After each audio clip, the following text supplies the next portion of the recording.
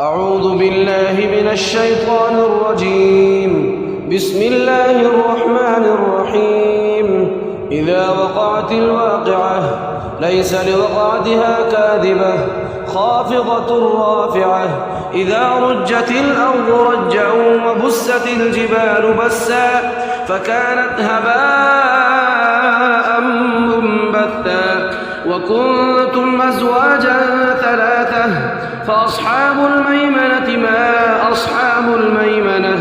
وأصحاب المشأمة ما أصحاب المشأمة والسابقون السابقون أولئك المقربون في جنات النعيم ثلة من الأولين وقليل من الآخرين على سرر موضونة متكئين عليها متقابلين يطوف عليهم ولدان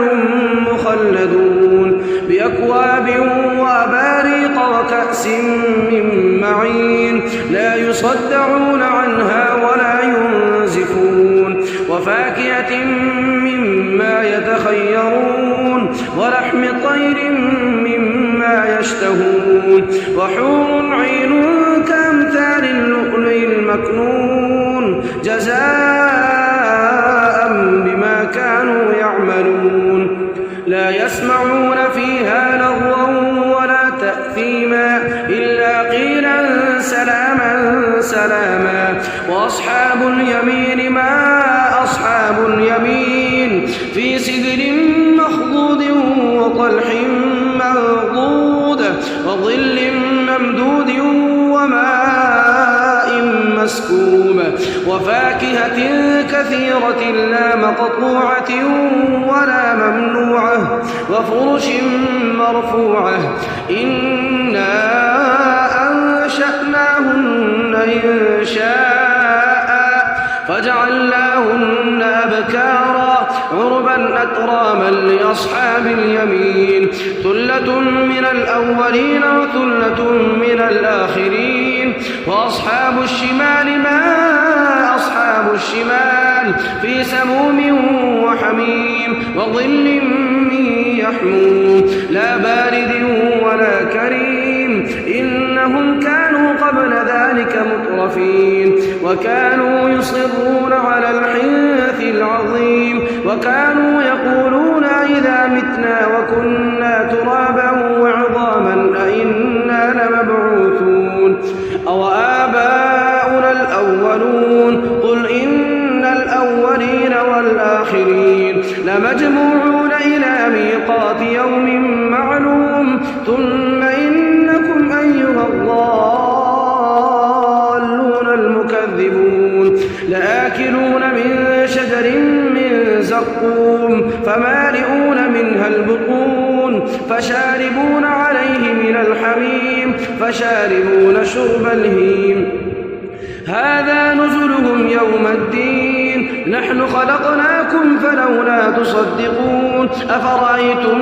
ما تمنون أأنتم تخلقونه أم نحن الخالقون نحن قدرنا بينكم الموت وما نحن بمسبوقين على أن نبدل أمثالكم وننشئكم فيما لا تعلمون ولقد علمتم النشأة الأولى فلولا تذكرون أفرأيتم ما تحرثون أأنتم تزرعونه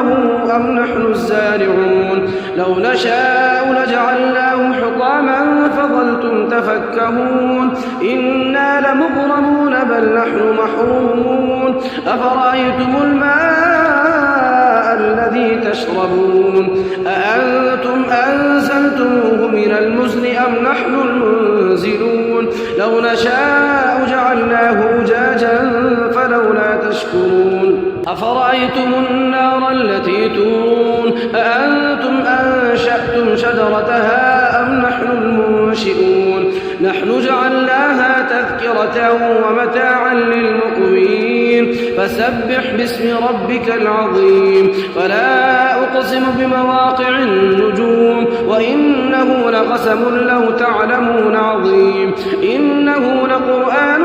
كريم في كتاب مكنون لا يمسه إلا المطهرون تنزيل من رب العالمين أفبهذا الحديث أنتم مدهنون وتجعلون رزقكم أنكم تكذبون فلولا إذا بلغت الحلقوم وأنتم حينئذ تنظرون ونحن أقرب إليه منكم ولكن لا تبصرون ولولا إن كنتم غير مدينين ترجعونها إن كنتم صادقين فأما إن كان من المقربين فروح وريحان وجنة نعيم وأما إن كان من أصحاب اليمين فسلام لك من أصحاب اليمين وأما إن كان من المكذبين الضالين فنزل من حميم وتصلية جحيم إن هذا له حق اليقين فسبح باسم ربك العظيم.